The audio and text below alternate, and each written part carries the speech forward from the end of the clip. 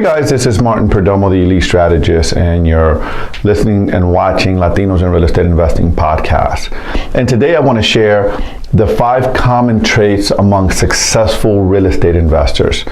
But before we get into that, I want to ask you for a quick favor, and is to please like and share this podcast. If you could just, if you have any questions, if you agree, give me a thumbs up. If you disagree, you could give me a thumbs down.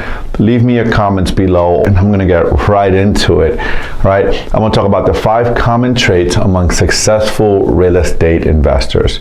And before I get into this content, I really want to share with you the story of this man on a horse, and it's to me, in my mind, it relates to what I'm about to share with you, right? And the story goes, once upon a time there was this man, handsome guy. So I want you to get a picture of it. I want you to feel it, get a feel for it, get a picture of it, see it, hear it, and you hear it and see it and get a feel for it. And there's this beautiful, handsome man on this beautiful horse. He's very well dressed, very handsome, very well groomed, and he's on this beautiful horse. Just picture the most beautiful horse you can think of, right? And he's galloping in this horse down the streets, and this man, right, that's on the sidewalk has a thought, and he gets this feeling, and he looks up and he says, he thinks to himself, man, this guy looks like he's going somewhere important, right? And he decides to voice his opinion to this guy. He says, excuse me, sir, where are you going? You look like you're going somewhere important. And this man on this horse, this handsome guy on this beautiful horse, looks down to this man and he says, I don't know. I'm going wherever the horse is taking me. And the point of the story is that this is how most people go through life. They go through life just letting life taking him wherever it's going to take them without actual intention and purpose. And to the first common trait that I found among successful real estate investors. And you know what, guys, this is not just among successful real estate investors, this is among successful people in general. But because this is a real estate investment channel and this is a real estate investment podcast, I want to talk about real estate investing, right? And so I'm going to hone it into that. So number 1 is successful real estate investors, they have clarity in what they want. So what does that mean, right? They're clear as to what they want. So if I was to ask you what it is that you want, could you tell me? Could you tell me, if I was to ask you what it is that you want within the real estate space, could you be able to tell me? Earl Nightingale, the godfather of personal development, says, if you go around and you ask 100 people, and you do a survey and you ask 100 people and you ask them, and you knock on their doors on a Saturday or Sunday afternoon, and you ask them, hey, why do you go to work every day? Why do you do what you do? Or what, they would tell you, most people will tell you they're unsure. They're doing it because everyone else is doing it, and that's how they were conditioned to do, right? That's what they were conditioned to do. Get a job, they'll pay their bills, and live their life. I'm gonna let that sink in for a minute, right? Is that you, right? What do you want? Do you know what you want? Right? So number 1 is successful people, successful real estate investors. They're very clear on what they want. Your clarity is power. So, right? So Tony Robbins says that clarity is power, and it absolutely is. Having clarity around what it is that you want is the first thing, right? Number 2 is successful people know why they want what they want, right? Why do you want it? Right? If you have a big enough why, your how will come to you, right? Why do you want what you want? So why do you want to invest in real estate? Let's talk about real estate for a second. So you need to figure out is why, after you know what you want, I want to own, 100 units, right? Now, why do you want it? The why is the secret sauce, guys. I'm going to tell you. The why is the secret sauce. The why is what pulls you towards your goals, right? When you just have a what, you're getting pushed towards your goals. But when you're clear on your why you're doing it, right? Then that's what really pulls you when you go fast towards your goals. Let me give you an example of that. most people I coach, or most people I train, or most people I talk to that come to my meetups or any of my events, when I ask them, what is it that you want? They'll say they want to invest in real estate, whatever. They might want to own 100 doors, let's just say, right? And then when I get into asking them, why do you want it? One common theme amongst most people is they want to be free, right? They want to be free. Well, why do you want to be free? I'm going to give you a little hack onto really getting the leverage for yourself. Why do you want to be free? Most people say, I want to be financially free. I want to be free from a 9-to-5. I want to be able to travel. I want to be able to do what I want when I want. The question is why? And it's never the first or second why, right? And what I mean by that is you got to go deep. You got to go, well, why is that important to you? So if you want to be free, you need to ask yourself why being free is important to you, right?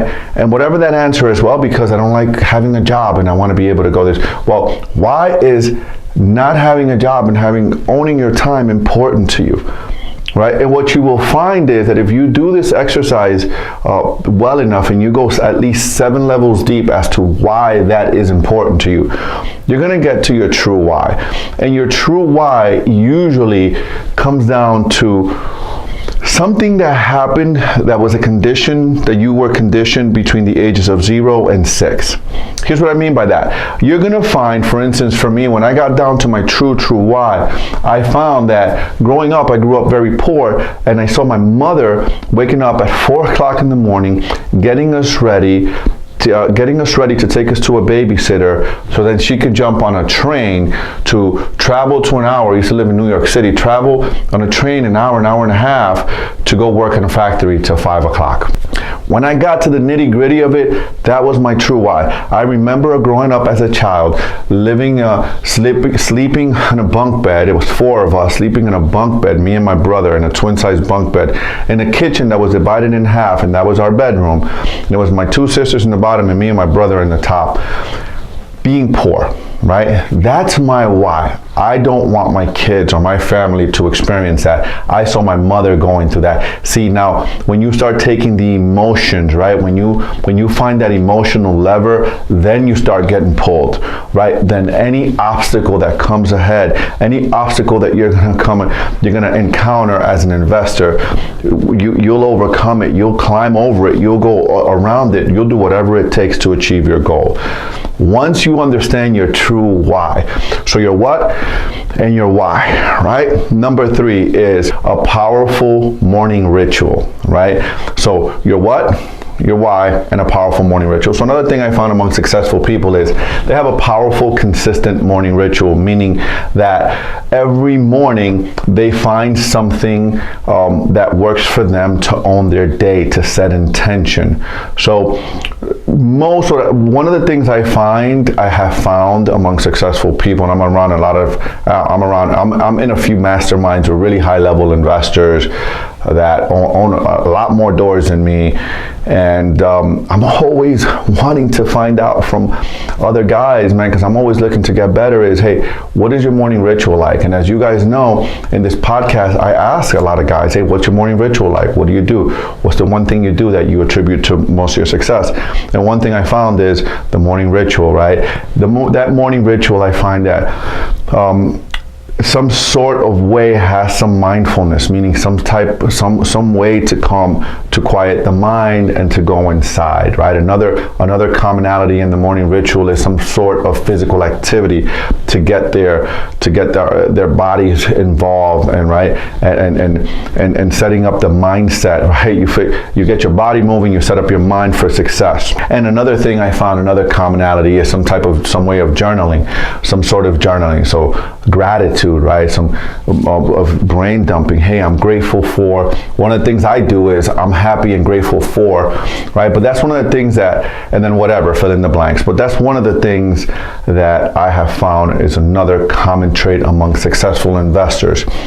Now, you may be wondering, what does this have to do with real estate?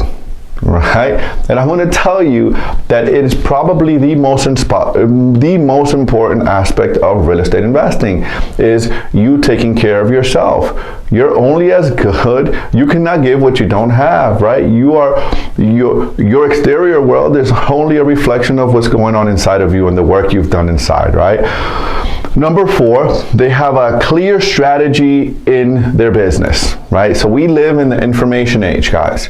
We live in the information age, and there's millions and thousands of videos and memes and a bunch of stuff on this platform, podcast, that, and different people, or you're getting so much information. Your brain is getting so much stimulation, so many things.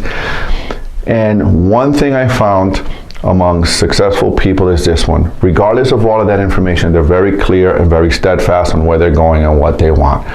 They have found a way to deal with shiny object syndrome, right? And that is a thing, guys. There is a crisis in our country amongst people because of all of the information that we're getting, all of the overstimulation, that people suffer from shiny object syndrome. For instance, let me give an example, right? I want to focus, my focus today is I want to build, I want to buy and hold property, right? And then I see another guy that's doing novation flips, right? Now it's like, okay, I don't want to buy and hold. This guy's killing it there. I want to go there. And then I see another guy that's just killing it in flips. And then, oh, now I'm going to go there.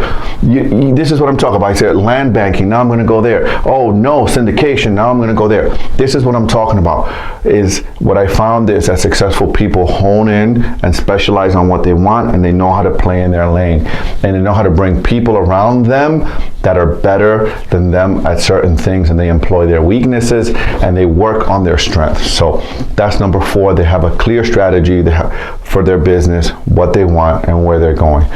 And number 5 is, it kind of wraps all of this together, is probably the most important one, and that is they have a growth mindset.